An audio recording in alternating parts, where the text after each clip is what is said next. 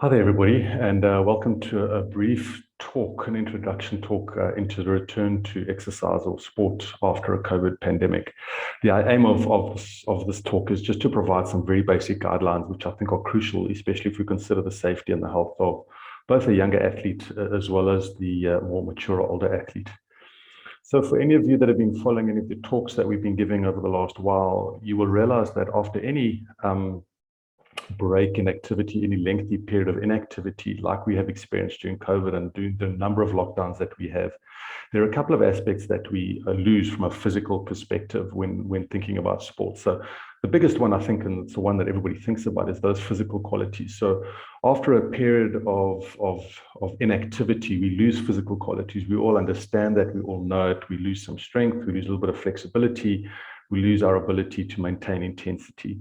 But these are not the only things that are important and not the only things that we lose, especially when we consider going back to sports. So in terms of what we lose when we're playing sport, we also lose the ability, or it's negatively affected, should I say, by decision-making, as well as game-specific movements. And the aim of this is to just go through some of those in a little bit more detail to get an understanding, a better understanding of how we lose these aspects through inactivity. So the first, just to kick off, I just want to explain this to everybody. So this is something that they call the general adaptation syndrome. And basically what this happens is on the far left-hand side where you've got the stimulus, whether it's a training session, whether it's a run, whether it's an activity. But generally what happens immediately, you finish an exercise session, you don't feel better. So you have this negative or this alarm stage, this fatigue that we go through. And that's very normal. Depending on the type of stimulus, in other words, depending on the type of training that you did or the type of coaching session that you give, the amount of fatigue that the athlete experiences varies. And it varies based on intensity, duration, frequency, et cetera, until you reach the supercompensatory mechanism. And the reason for showing you this is that it's to give you an indication of what will happen in somebody before COVID or before a layoff versus after a layoff over a period of time. And we can see from the graph that before a layoff, our response and our recovery happens at a much quicker pace than it does after a layoff. And this becomes vitally important because what we can't do as conditioners or as coaches is assume that athletes will be able to manage the same load at the same intensity after a long layoff as they did before. And they're very specific things that we need to take heed of. Not only is the stimulus the important thing, but also the type of stress that that athlete is undergoing. And I think all of us are very acutely aware of the emotional and the mental strain that a lot of us are feeling with the uncertainty around it. And I think in various age groups, these stressors all change. And stress has a huge impact on our ability to recover. If you're my age, obviously it's inadequate sleep. It might be a little bit more about social stress and certainly some financial stress, as opposed to a younger athlete who might be more concerned around the social aspects of sport or being able to socialize in a group, of not knowing where their futures are.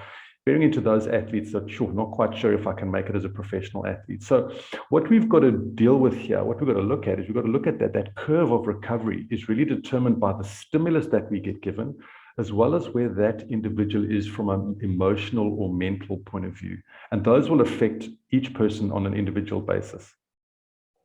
So when we come back and we look at what's affecting and what is affected by long layoffs, we look at the various systems. And we've got five physiological systems that are affected by a layoff. The one is cardiovascular, the one is respiratory, metabolic, muscular, and neurological. And my experience is telling me that those athletes, especially those that have been affected by COVID and have had positive COVID results, have four of their aspects affected here. Firstly, cardiovascular. There have been incidences of people, maybe in an older age group, that suffer from some cardiovascular effects. Respiratory, I think, are the most common ones, and we see a lot of those people getting into ICU and being intubated and going on ventilators. The other one is metabolic. It changes somehow how their systems work and how they metabolize fuels. And then the last one is muscular. And I think muscular, it affects our bodies because if you have had COVID, you're in isolation for about a 10-day period, or if you're inactive, it makes that whole muscular system a little bit weaker, a little bit less fine-tuned.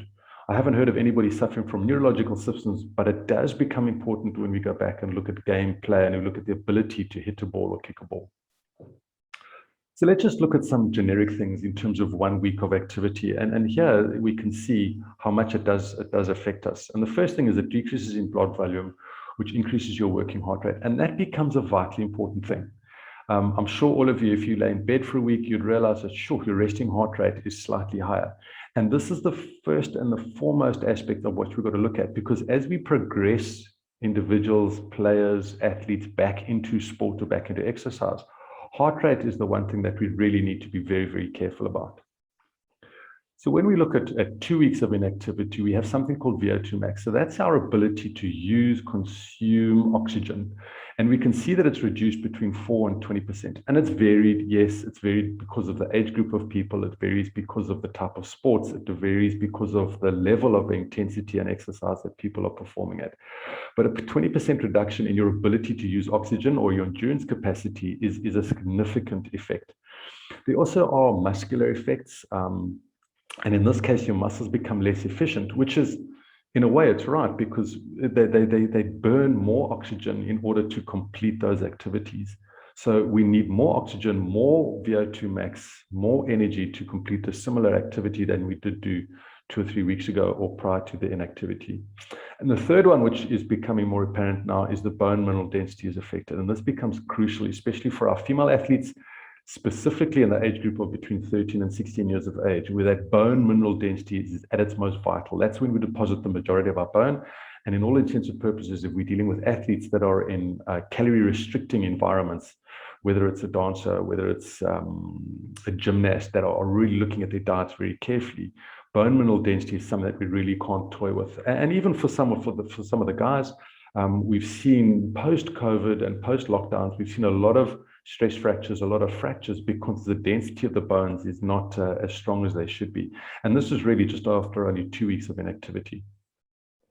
After a month of activity, these aspects, these physiological aspects, actually become a lot worse and a lot more compounding. So from terms of muscle, we have capillarization reduced to pre-training levels. So basically, after a month of inactivity, you've lost every single bit of adaptation that you did have through training. From a muscular perspective, our muscles sort of revert back into more of those slow, twitchy type of fibers. So we lose a lot of the power, we lose a lot of the ability to produce those high intensity efforts.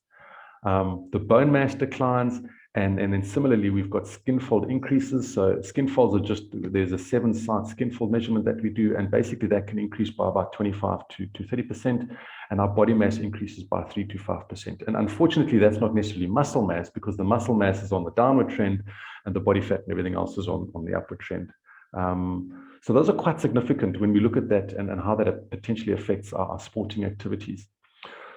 So 2 months post inactivity, and I'm hoping that we haven't had anybody that's been affected like this, because we haven't really had 2 months of a lockdown, and I think athletes or children have been, to some extent, doing some form of activities, but our heart wall is less muscular.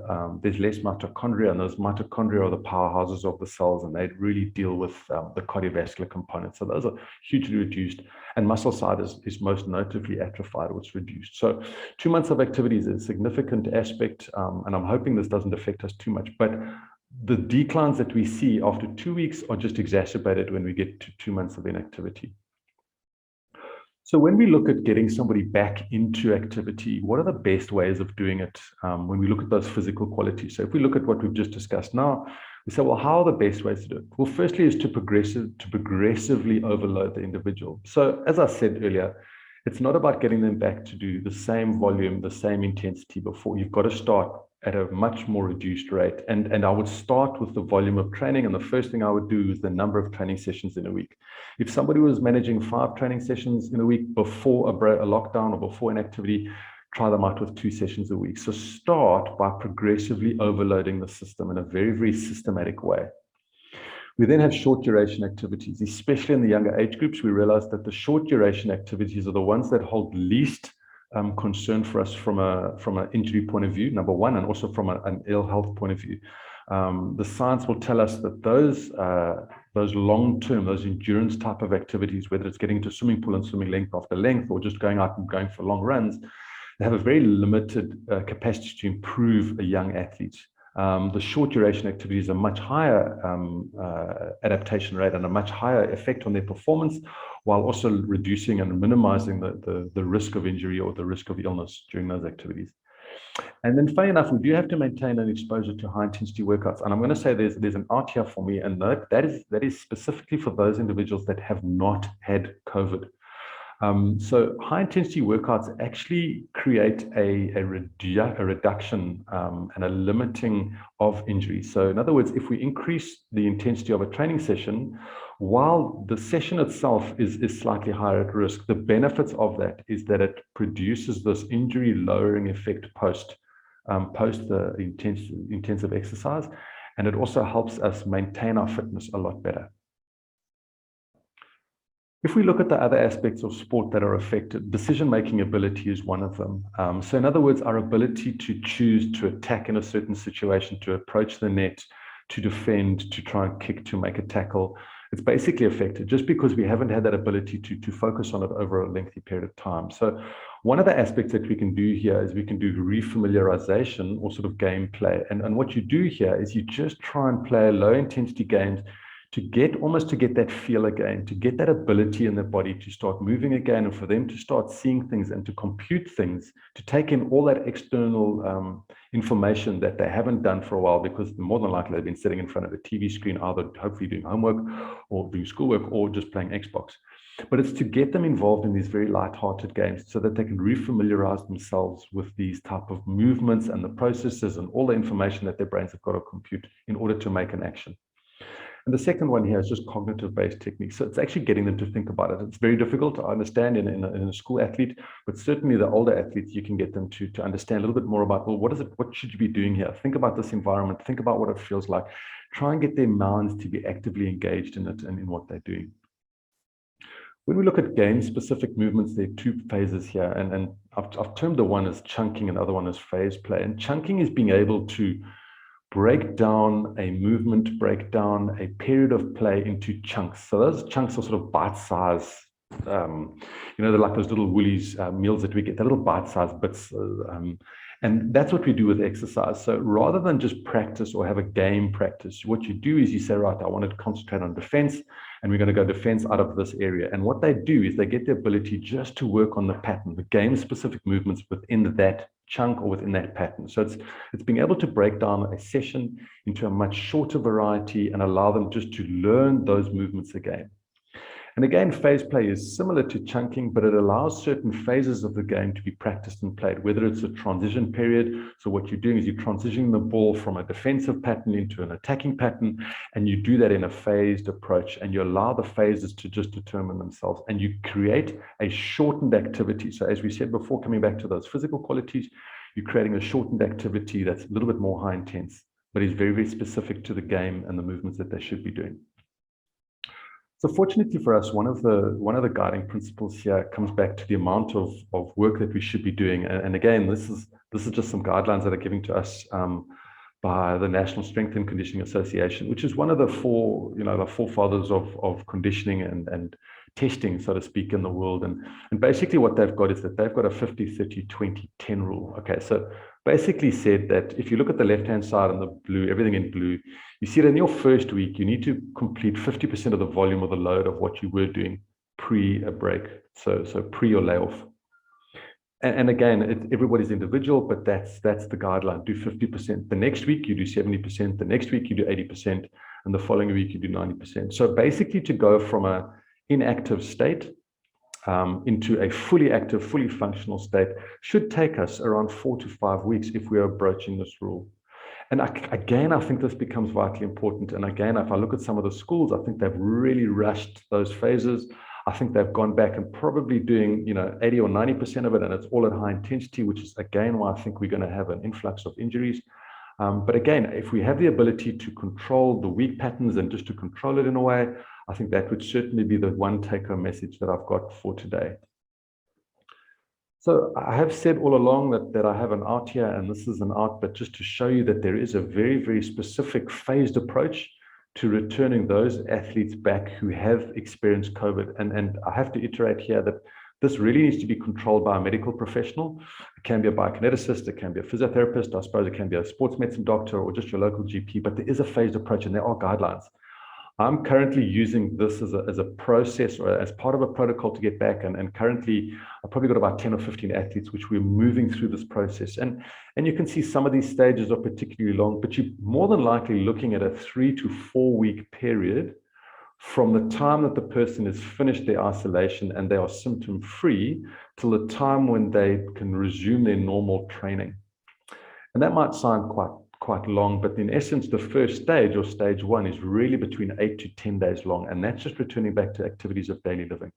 But again, I'm going to suggest that if you do have athletes in your teams or that you are looking after athletes, please consult with their doctors, consult with the medical people, consult with their parents. Make sure that you're looking at everything, because within this process, you're looking at things like RPE, which is rate of perceived exertion. You want to monitor their sleep. You want to monitor and manage their symptoms if they do have any. And so it becomes more of a collective. It becomes more of a team approach. It becomes more of an approach where we're looking at it as the individual sitting in the middle, and us as professionals are sitting on the outside, all feeding into this one individual. So there is a process, and that's really the reason for having this up. It's just to show you that there is definitely a process of getting people to return back to sport post-COVID. Unfortunately, in some of the instances that I've experienced now, those people that go back to activity too early do stand the risk of contracting what they call long-term COVID. So this is when the COVID disease or virus stays in our body and we have symptoms for a lot longer, and it's lasting up to 6 to 8 to sometimes even 12 weeks. And obviously that's what you want to avoid. So I've got a couple of athletes that have come to see me post going back too quickly, and some of them are struggling 6 to 7 weeks afterwards. They still got very tired. They're chronically fatigued. They get tired very quickly. So it's just a little bit more difficult to manage. So please be very aware of these as athletes. As I said to you at the beginning, it's a very brief overview, a very brief synopsis, but I think that there's an opportunity for us to stand out as professionals and as leaders, because there's no one else out there that's providing data, providing information on how do we go back. And I think if you can ascribe to some of these guidelines and look into some of this, I think we'll have a very successful return to sport. And for you as coaches and as conditioning people, I think that's good news, because I think we need to start leading from the front, because these are our athletes and we need to be knowledgeable in how to return them back to sport. Thank you very much.